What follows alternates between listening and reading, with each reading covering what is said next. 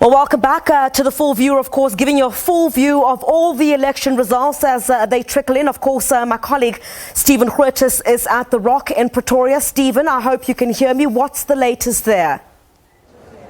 Well, Griselda, thank you very much indeed. All right, let's have a look at some of the national figures. With me here, of course, to discuss them, the analyst Angelo Fick and the politics professor Susan Booysen. Just to tell you, we are keeping one seat spare. We're going to call it the hot seat for the next hour or so, expecting Patricia de Lille from the Good Party, and I think also Dr. Pieter Mulder, the former leader of the Freedom Front Plus. I imagine he'll be quite chuffed, if I can use that word, when he comes through to speak to us a bit later, but we'll go through all of those dynamics.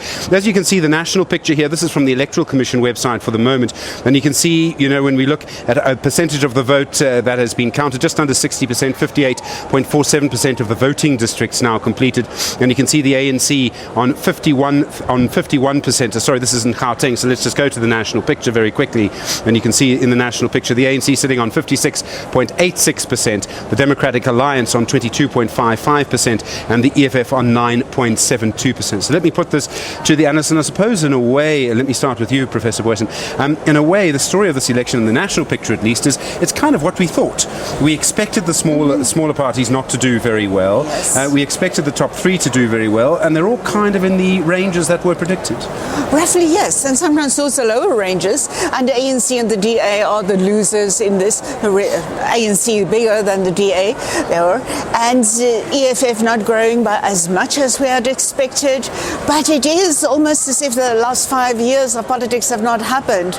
But the ANC is taking a knock here, and they're probably being punished for much of that, but not nearly as much as they would have been punished had it been Zuma years and continuing in that mode. Angelo Fick, when we go through the numbers, there are lots of stories that are sort of hidden, and stories you actually have to look for. And I would suggest one of those stories might be about the United Democratic Movement led by Bantu Holomisa. I mean, a sort of stalwart, if I can call him that, with all of the political loading that includes. And yet it seems that he's lost significant support in this election. And that's partly, I think, because of the shenanigans that went on in Nelson Mandela Bay, and the way in which many people may have felt that was an opportunistic approach by the UDM in that particular coalition conflagration realignment issue. And so I think this is also a moment in which those stalwart parties, plural, have had a moment of reckoning and a moment of truth confronting them. The one party, of course, that goes against that is the Freedom Front Plus. Now, I mean, the Freedom Front Plus is sort of a family affair for many years, all sort of related to each other, all of their MPs, and yet it seems to have done quite well. Professor Booysen, I suppose we would have to say that the land issue, the expropriation without compensation, in a way, this is perhaps a reflection of that from a part of South Africa's democracy, from a part of South Africa's voting public. Yes, indeed. I think they, on the basis of that, they brought previous support back from the DA, people who had gone to the DA in previous elections, and now the DA repositioning and DA drawing in somewhat more, not in massive numbers, but more Black African support, for example, and compensating, pushing some out, pulling others in, and this gave the Freedom Front extra 2 percentage points in this outcome here. And they, of course, they think it's very natural, and they're growing, and but it's not. They haven't suddenly become a massive party, and of course they're having taken the BLF Black Land First to court in those legal tussles there. Probably gave them very good opportunities for profiling themselves. Is there a much bigger story here about the extremes of our politics? And what I'm talking about, the Freedom Front Plus on the sort of right, growing its support. Let me use the word sort of significantly for the moment. On the other side of things, you have the economic freedom fighters growing their support significantly as well. I would use that word there. Angelo, does this worry you that we have the middle almost being squeezed? We have the extremes of our politics, and both of those parties would deny that they're on the extremes, but the extremes of our politics actually gaining support in this way.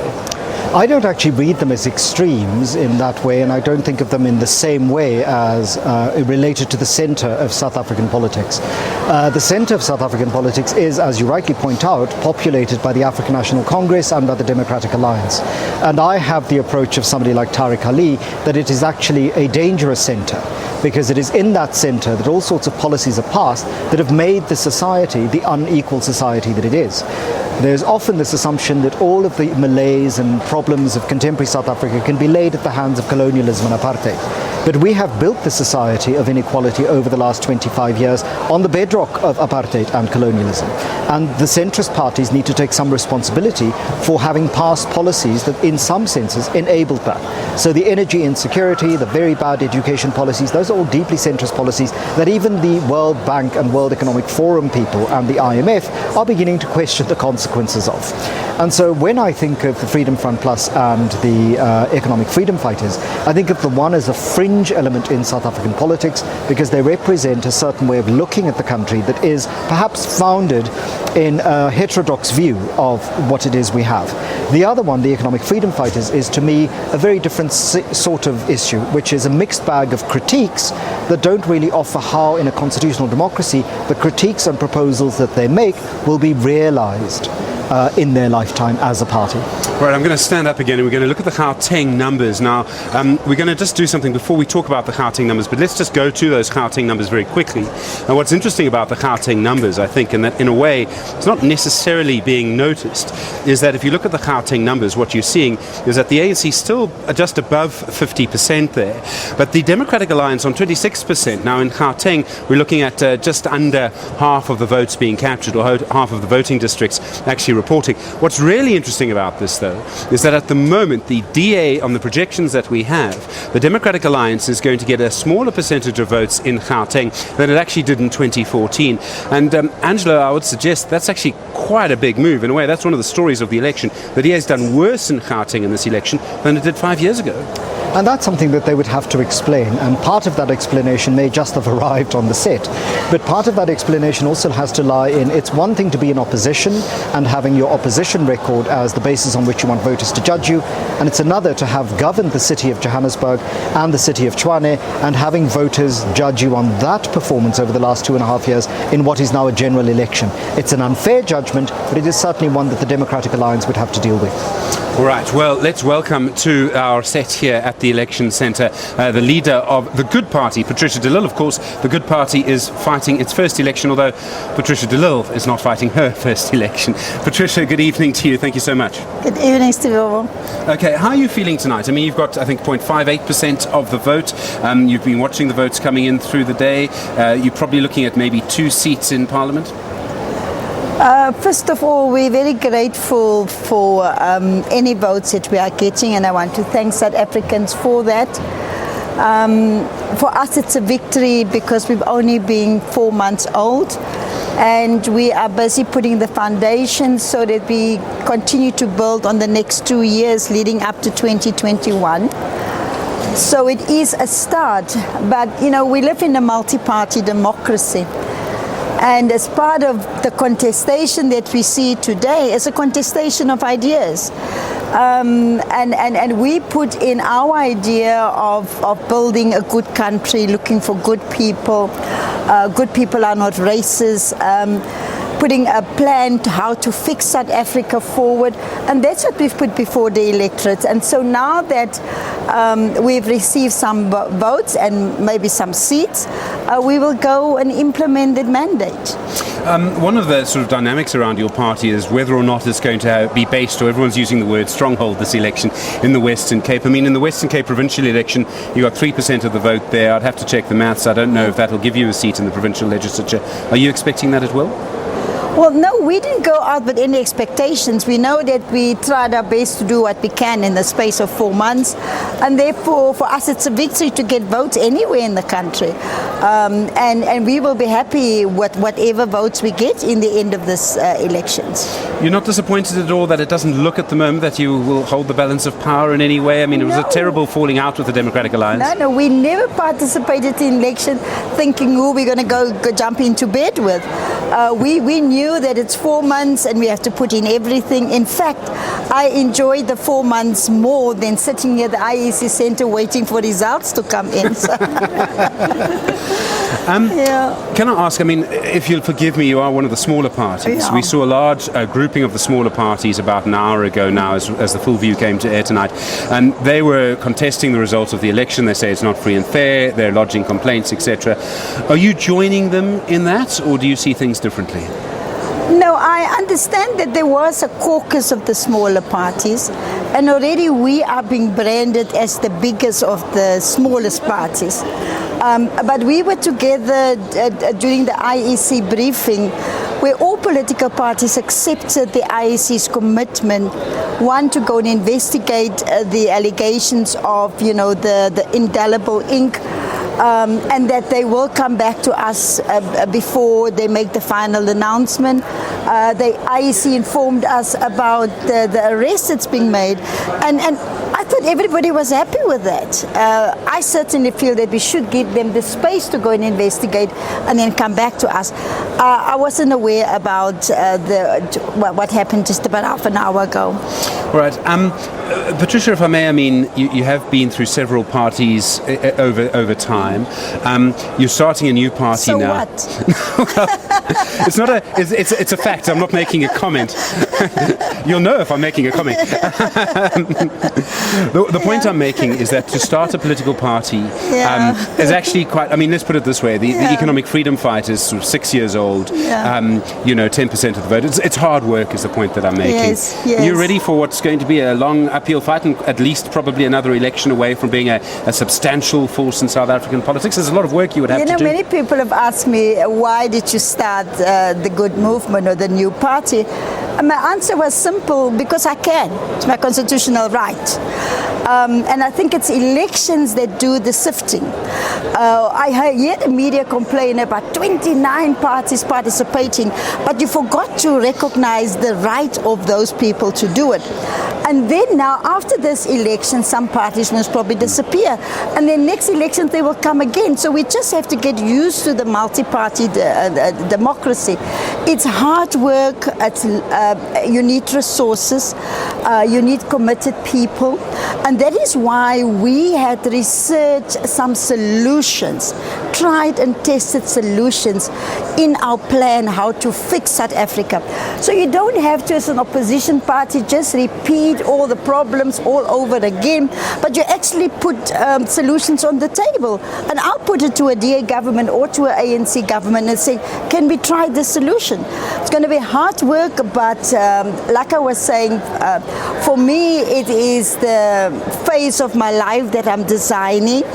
I certainly have not been bruised by this terrible abusive relationship that I've been in, because I've said nobody will get me down. You've done some bruising of your own, though. Those boxing gloves of yours were quite effective. So really, Stephen, for me, it's my love for the country. I'm a patriot. I want to see my country succeed, Patricia Diddle, thank you very much indeed for coming through, the leader of the Good Party there. All right, I'm going to ask you to stay with us. Let's just get a quick moment with our analyst. Just if you don't mind us talking about you while you're still here. One of those things that shouldn't happen, but I'm afraid is going to. Professor, convincing. I see you wearing orange. I don't know if that was deliberate. The colours of the Good Party. I plead innocence.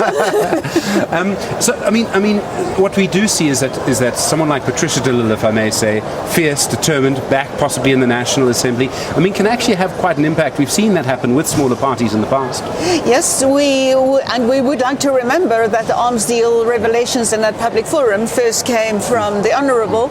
And would you imagine that you repeat that kind of moment? How do you see your role in Parliament? Have you got any specific ideas on how to profile your party, big issues that you would like to put on the agenda in the interest of this multi-party democracy?